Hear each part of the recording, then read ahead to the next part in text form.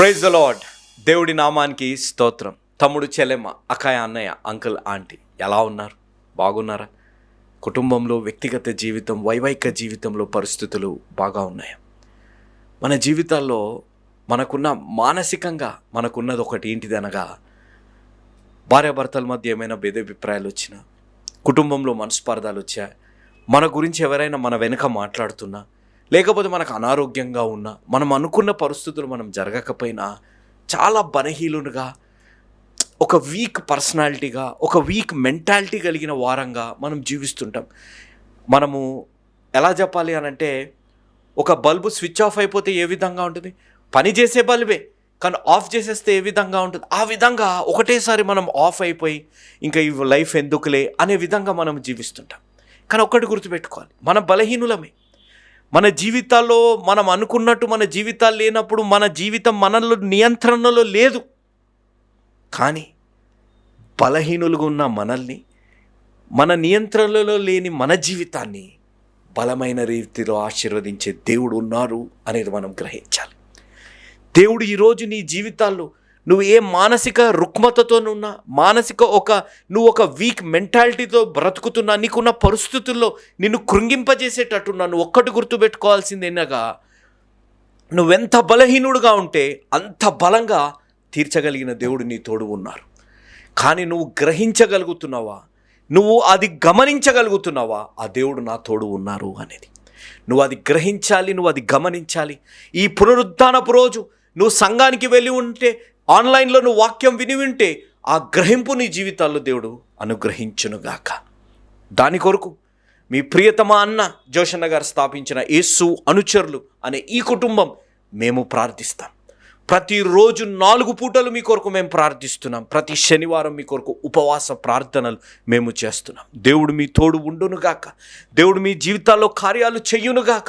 దేవుడు మీ జీవితాల్లో మీరు ఎంతెంత బలహీనులుగా ఉన్నప్పుడల్లా దేవుడు మిమ్మల్ని బలమైన కెరటము వలె దేవుడు మిమ్మల్ని లేవనెత్తునుగాక.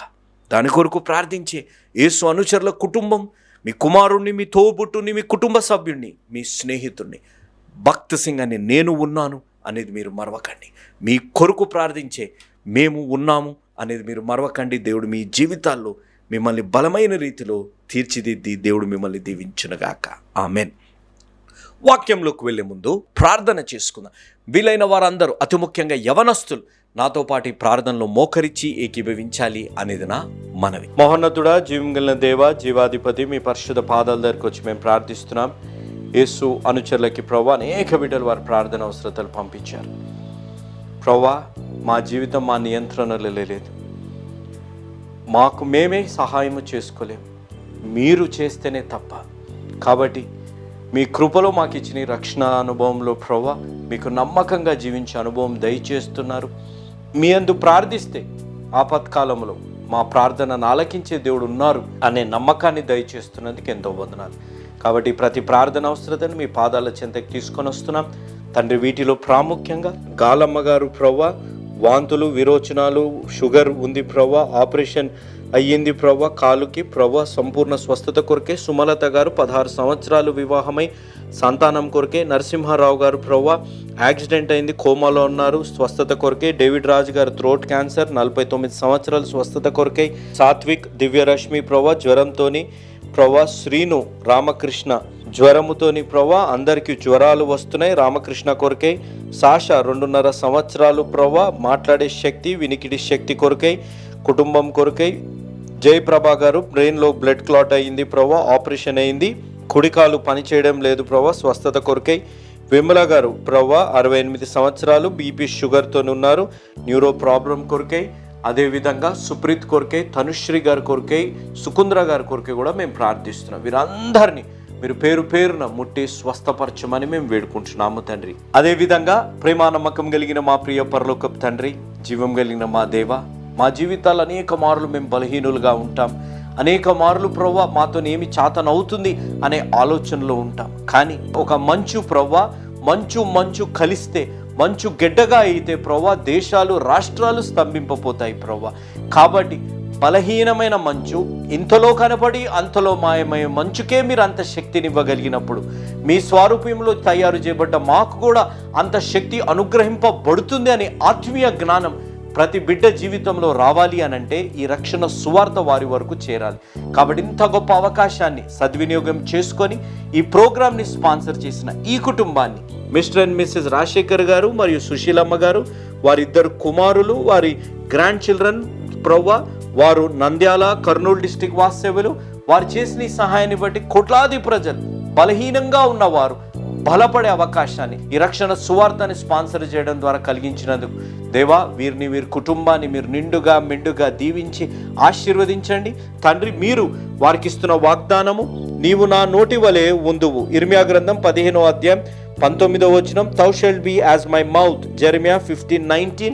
వారి జీవితాల్లో ప్రభువా మీరు పలికే ఆశీర్వాదాలు, మీరు పలికే పరిశుద్ధమైన మాటలు, మీరు పలికే ప్రభువా అద్భుత కార్యాలు వారి జీవితాలు, అద్భుతాలు ఆశ్చర్య కార్యాలు వారి జీవితాల్లో జరుగునట్లుగా వారిని దీవించి ఆశీర్వదించమని వేడుకుంటూ, ఈ వాగ్దానం బిడ్డల జీవితాల్లో నెరవేర్చమని వేడుకుంటూ, వాక్యాన్ని వినబోతున్న బిడ్డలతోని బోధించబోతున్న నాతో మాట్లాడి నడిపించి దీవించి ఆశీర్వదించమని యేసు నామమున అడిగి వేడుకుంటున్నాము తండ్రి, ఆమెన్.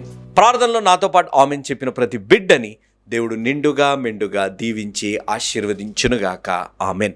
మనం హీరోస్ ఆఫ్ ది బైబిల్ అనే సిరీస్లో యోబు గారి గురించి ధ్యానిస్తున్నాం. దానికి ముందుగా ఒక చిన్న ఉపమానాన్ని మనము విందాం. ఒకానొక ఊరిలో ఒక స్త్రీ ఉందంట. ఆ స్త్రీ ఎంతో జ్ఞానవంతురాలు, ఎంతో ఆత్మీయురాలు. కానీ తనలో ఉన్న ఒక లోపము, తనలో ఒక బలహీనపరిచే ఏంటిది అని అంటే తనకున్న కోపం అంట.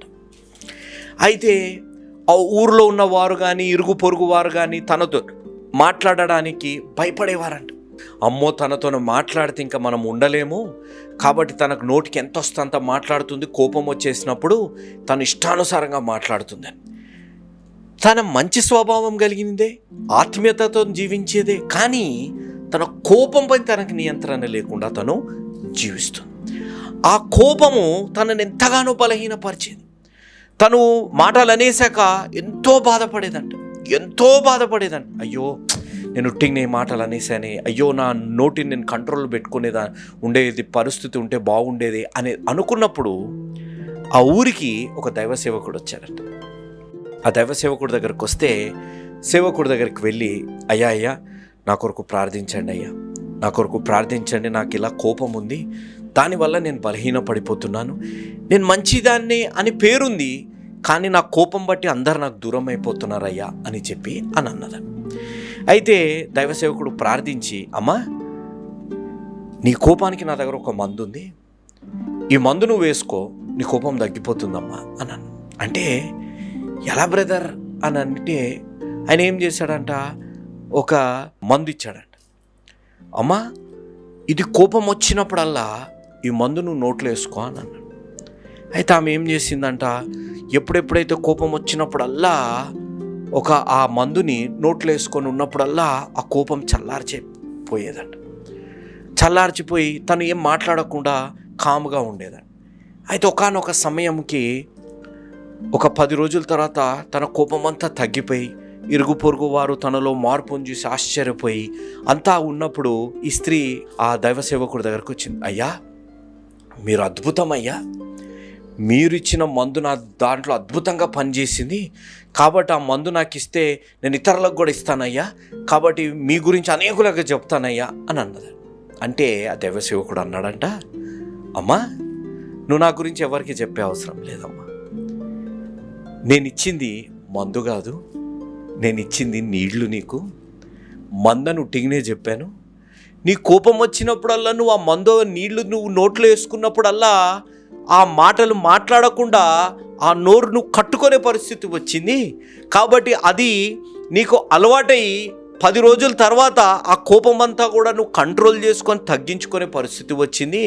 కాబట్టి నాలో ఏ గొప్పతనం లేదు, ఈ నీళ్లలో ఏ గొప్పతనం లేదు, దేవుడు నీలో చేసిన కార్యమమ్మా, నువ్వు ఎప్పుడెప్పుడైతే కోపం వస్తే నీ నోటిని ఇష్టానుసారంగా వాడుతూ వచ్చావు, నిన్ను బలహీనపరుచుకుంటూ వచ్చావు. కానీ ఎప్పుడైతే ఈ నీళ్ళని నీ నోట్లో వేసుకున్నావో మాటలు రాని పరిస్థితి, మాట్లాడలేని పరిస్థితి, కాబట్టి నీ కోపము తగ్గిపోయింది అని అన్నారు. ఆ రోజు ఆ స్త్రీ తెలుసుకుందండి, నేను బలహీనురాలుని, నా బలహీనతని నా దేవుడికి అప్పచెప్తే నేను బలవంతురాల్ని అని తెలుసుకుందంట. ఈరోజు నా జీవితాల్లో కూడా గ్రహించాను.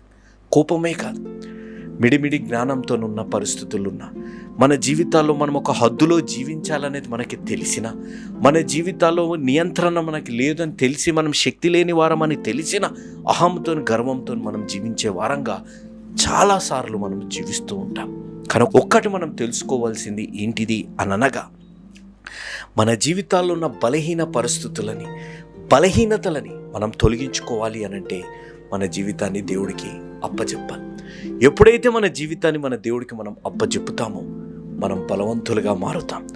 కోపం తన నియంత్రణలో రాగలిగింది అనంటే తన నోటిని తను అదుపులో పెట్టుకోగలిగింది. కాబట్టి ఈరోజు నీ నిరాశలను బలహీనపడుతుంటే, నీ నిరాశ కలిగే తలంపులని నువ్వు దేవుడికి అప్పచెప్పితే దేవుడు నిన్ను బలపరుస్తారు.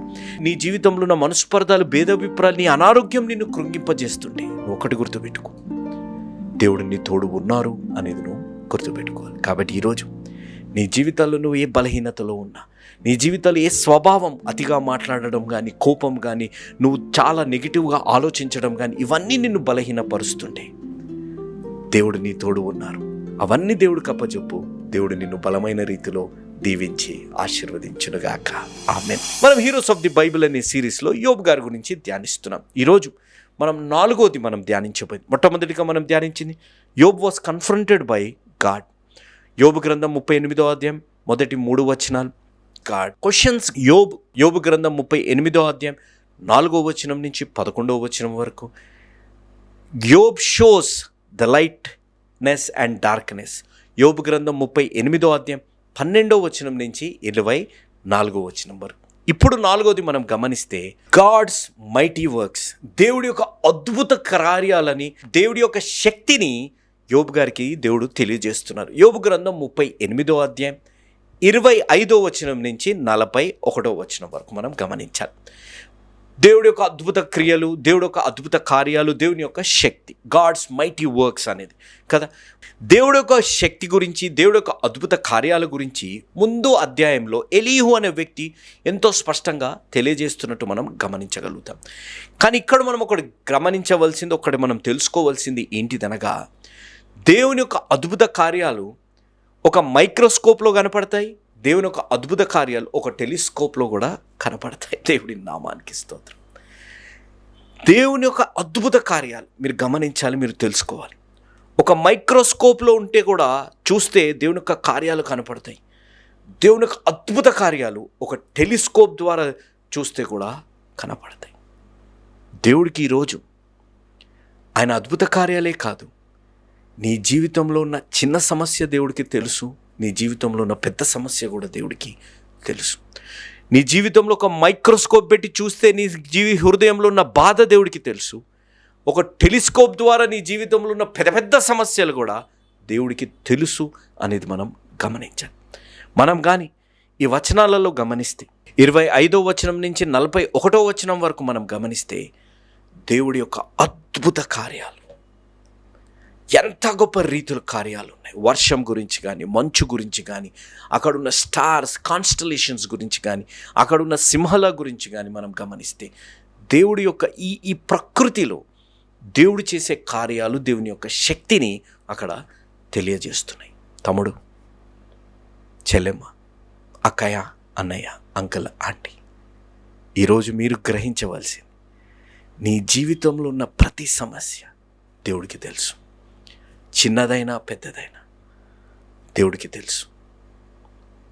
నీ జీవితంలో ఆ దేవుడు నీ ప్రతి సమస్యని తీర్చాలని ఆశ కలిగి ఉన్న దేవుడు. నీ హృదయంలో స్థానము తీసుకొని, నీ హృదయంలో నీ ద్వారా దేవుడు కార్యాలు చేయాలని ఆశ కలిగి ఉన్న దేవుడు. నీ జీవితంలో నువ్వు అనుకోవచ్చు, నా సమస్య ఎవరికి లెక్కలేదండి.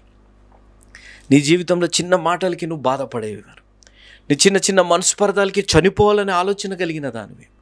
నీ జీవితంలో ఇలాంటి పరిస్థితులు ఉన్నప్పుడు నీకెంతో బాధ కలిగే పరిస్థితి నీ జీవితంలో ఉంది.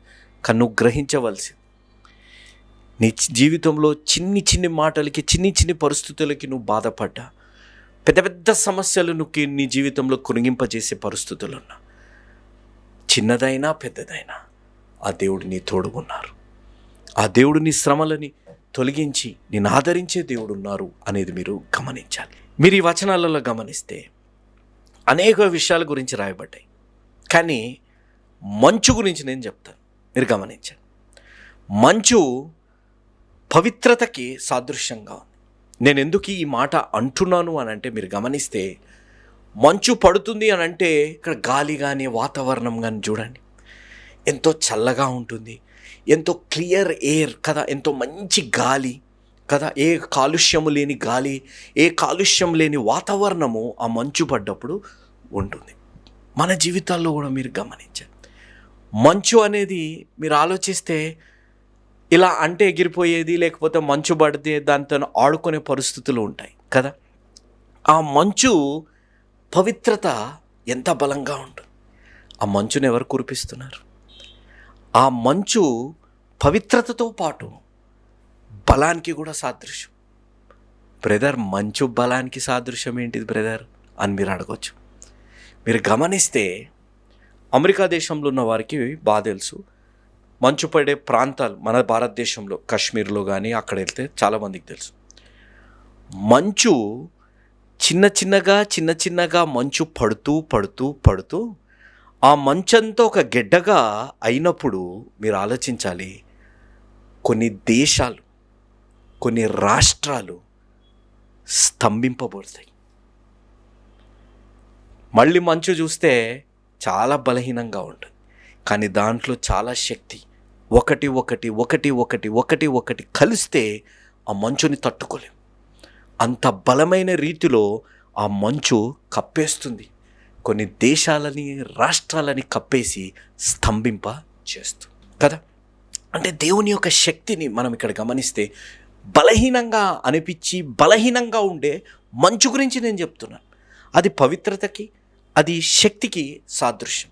మీరు దీంట్లో వచనాలను మీరు గమనిస్తే, కీర్తనకారుడు పవిత్రతకి కీర్తనకారుడు రాసినది 57వ కీర్తన 7వ వచనం గురించి గమనించాలి. దాంట్లో తెల్లదనం, మంచు వలె తెల్లగా అనే మాట రాయబడింది.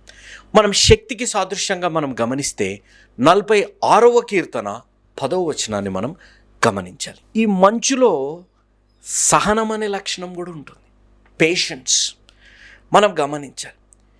ఈ మంచు మెల్లిగా ఒకటి పడుతుంది, మెల్లిగా ఒకటి ఆ మంచు గెడ్డలుగా అవి అవుతాయి. ఆ సమయము, ఆ సహనము, ఆ మంచు తయారవ్వడంలో, ఆ మంచు ద్వారా కలిగే పవిత్రత, ఆ మంచు ద్వారా కలిగే శక్తి, ఆ మంచు ద్వారా కలిగే సహనము మన జీవితాల్లో మనం నేర్చుకోవాలి.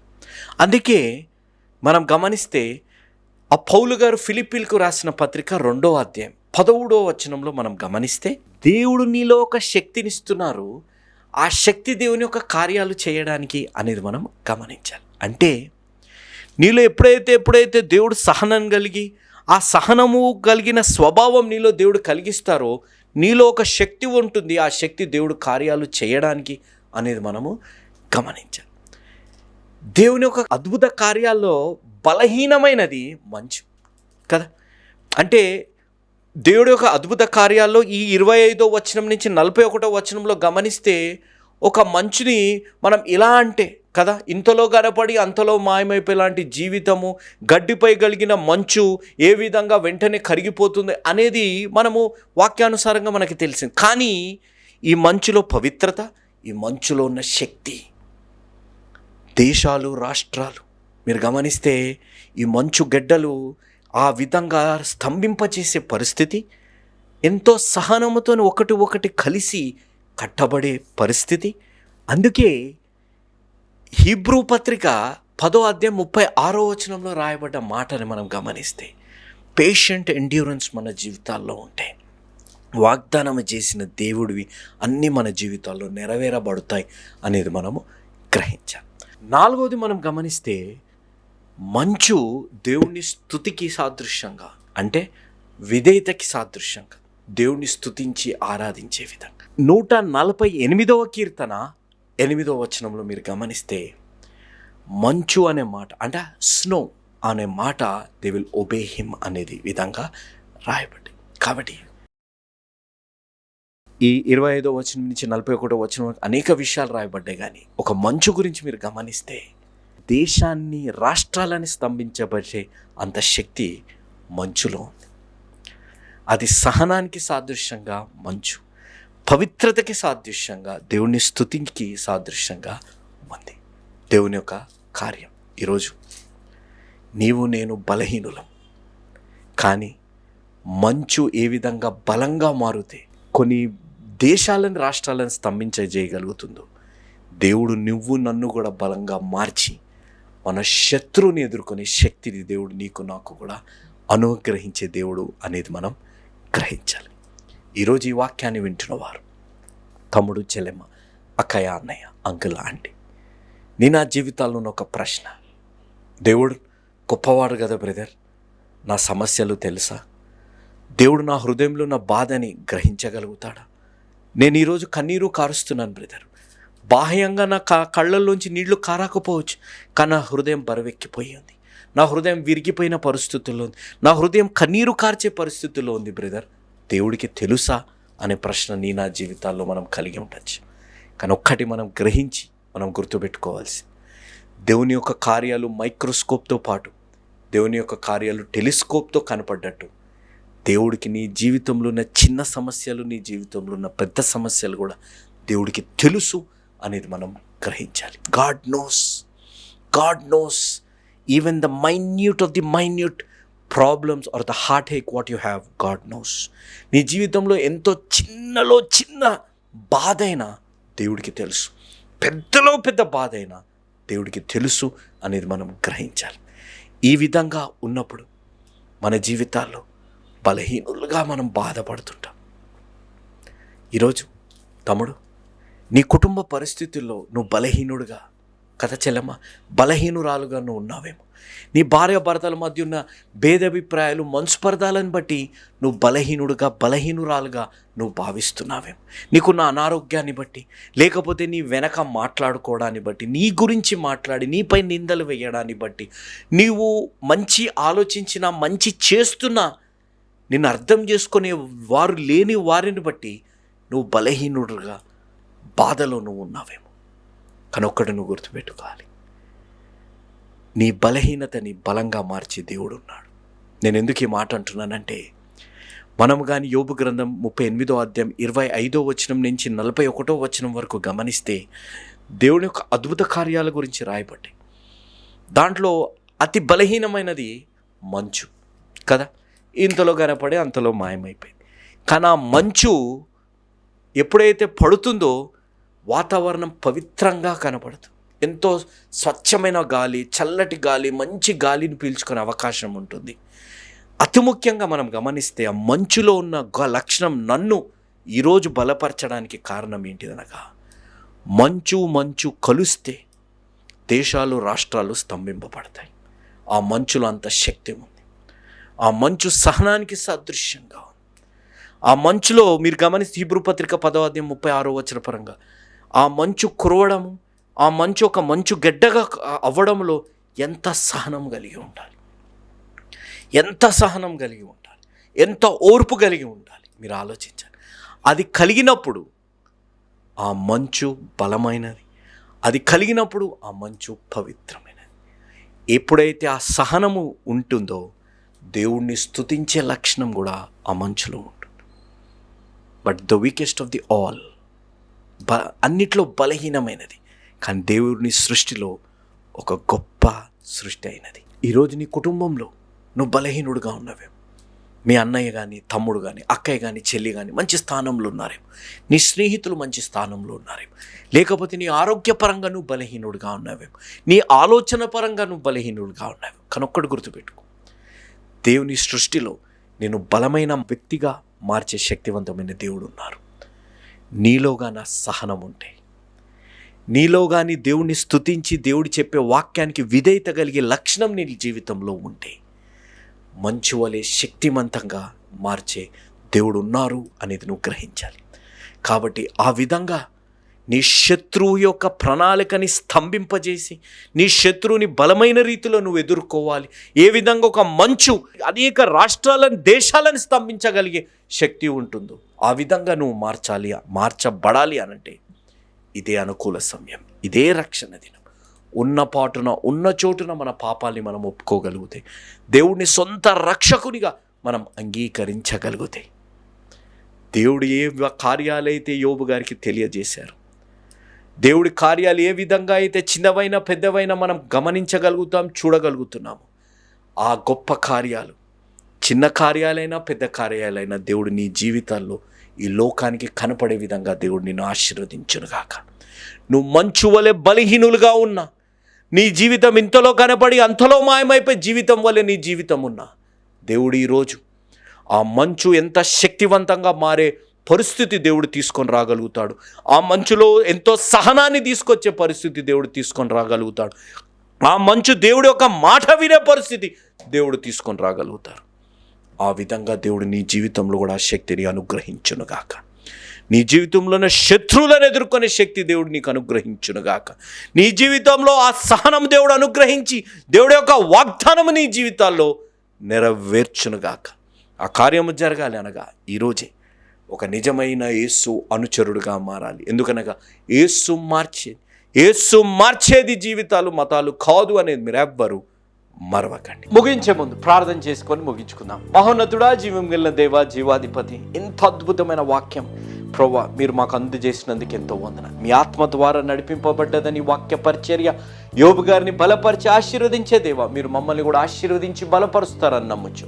ప్రభువా, ఈరోజు రక్షణ తీర్మానం తీసుకున్న ప్రతి బిడ్డని మీరు నిండుగా మెండుగా దీవించి రెండింతలుగా వారిని ఆశీర్వదించమని వేడుకుంటూ ఈ వాక్యాన్ని ద్వారా ఆత్మీయంగా బలపడ్డ బిడ్డల్ని కూడా దీవించమని యేసు నామమున అడిగి వేడుకుంటున్నాము తండ్రి, ఆమేన్. Praise the lord. దేవుడి నామానికి స్తోత్రం. వాతావరణం ఎంతో భయంకరంగా ఉంది. ప్రకృతి వైపరీత్యాలు కదా, న్యాచురల్ డిజాస్టర్స్ అనేవి ఎంతో భయంకరమైనవి. ఆంధ్ర ప్రాంతంలో ప్రాముఖ్యంగా లంక ప్రాంతాలలో మాకున్న సేవకులు అతి ముఖ్యంగా ఆంధ్ర తెలంగాణకి స్టేట్ కోఆర్డినేటర్గా మా జేమ్స్ గారి ఆధ్వర్యంలో మేము అప్పన్న రాముని లంక, కొల్లాబత్తుల నెహెమ్యా గారి చర్చ్, సకినేటిపల్లి, వెస్ట్ గోదావరిలో ఆ లంక ప్రాంతాలలో ఉన్నవారు ఎంతో కష్టంలో ఉన్నప్పుడు మేము దేవుడి ద్వారా ప్రేరేపింపబడి జేమ్స్ అన్న గారితో మేము సంప్రదించగా, అన్న మనం ఎవరొకరిని ఆదుకోవాలి, ఇలాంటి సమయంలో మన మిషనరీ పరిచర్య అయినా పర్వాలేదు, మనము పేదవారిని ఈ విధముగా ప్రకృతి వైపరీత్యాల్లో బాధపడుతున్న వారిని ఆదుకోవాలి అని అన్నప్పుడు, సరే నాన్న నేను ఒక ప్లేస్ని ఐడెంటిఫై చేస్తాను, పలానా ప్రాంతం ఎక్కడైతే బాగా బాధల్లో ఉన్నారు అనేది ఐడెంటిఫై చేయడం జరిగింది. అన్నగారు, జేమ్స్ అన్నగారు మా కాకినాడలో ఉంటారు, మా స్టేట్ కోఆర్డినేటర్గా. అన్నగారి ఆధ్వర్యంలో మా శక్తిగా కొలది ఒక 50 కుటుంబాలకి మేము 9 ఐటమ్స్ అనగా బియ్యము, నూనె, ఉప్పు, కారం, ఇంకా ఉల్లిపాయలు కానీ, టమాటాలు కానీ, ఆలుగడ్డలు కానీ ఇలాంటివి కొన్ని వారికి ఇవ్వడము జరిగింది. కాబట్టి దేవుడి ప్రేరేపణలో ఇలాంటివి మేము చేయగలిగాం. వాటి దృశ్యాలు మీరు చూస్తూనే ఉన్నారు. ఈ విధంగా యేసు అనుచరుల పరిచర్య, మీ ప్రియతమ అన్న జోషన్న గారు స్థాపించిన ఈ పరిచర్య కుమారులుగా నేను, జాన్ స్పర్జన్ గారు మేము కలిసి కొనసాగిస్తున్నాం. మాతో పాటు యేసు అనుచరులతో పనిచేస్తున్న ప్రతి ఒక్క బిడ్డ ఉండి వారు కూడా మాతో పాటు కొనసాగిస్తున్నారు. కాబట్టి ఈ విధంగా మేము చేసే పరిచర్య, సువార్త పరిచర్యతో పాటు సంఘాలు కట్టడం, మ్యాగజైన్ మినిస్ట్రీ, మిషనరీ పరిచర్య, ప్రకృతి వైపరీత్యాల్లో బాధల్లో ఉన్నవారిని, అదేవిధంగా కుష్ఠిరోగులు, ఎయిడ్స్తో ఉన్నవారు, హిజ్రాలు కానీ ఇంకా ఇలాంటి వారికి సహాయం చేస్తూ వస్తున్నాం. మీరు కానీ యేసు అనుచరుల పరిచర్య కరెక్ట్, ఈ పరిచర్యను మనం బలపరచాలి అనే ఆలోచన కానీ ప్రేరేపణ కానీ కలుగుతుంది. మా కొరకు మీరు ప్రార్థించండి, వీలైతే ప్రోత్సహించండి. దేవుడు మిమ్మల్ని దీవించి ఆశీర్వదించునుగాక. ఆమేన్.